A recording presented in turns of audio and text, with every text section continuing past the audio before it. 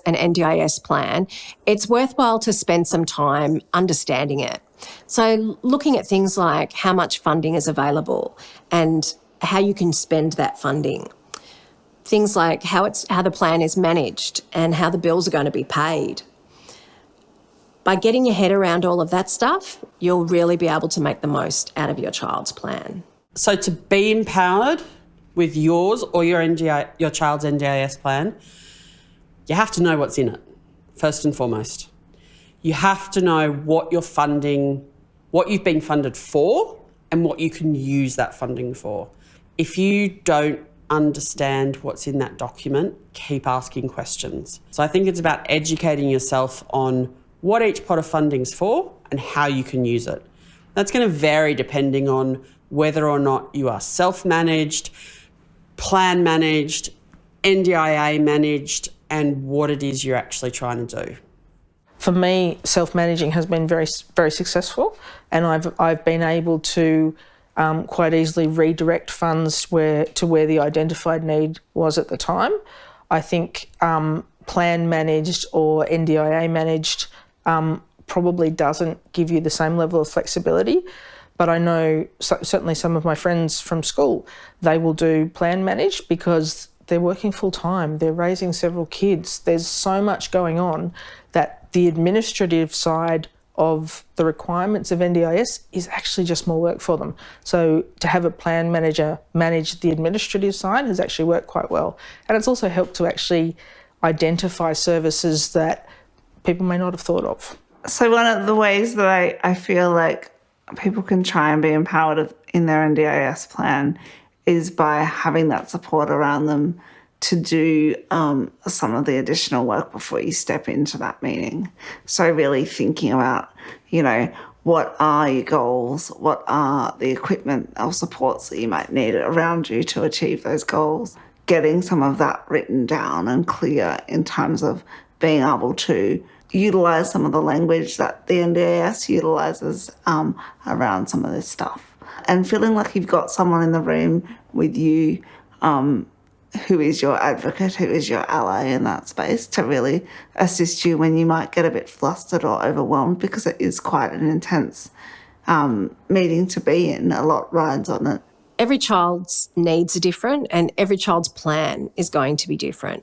But there is still value in connecting with other parents who might have a child with an NDIS plan to find different strategies around how you might implement a plan or different ways of seeking out services. There's a lot that other parents might have to offer.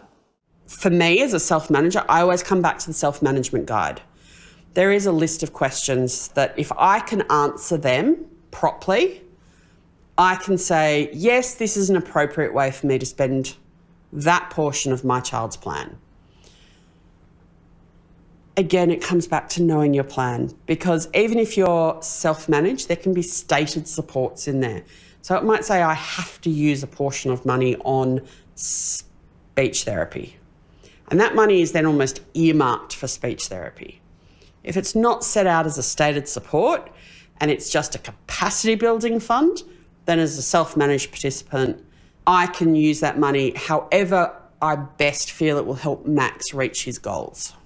So one of the things that I would encourage is that you talk about your own needs as well. It's quite easy as a parent to identify the needs of your child and advocate for those needs to be met.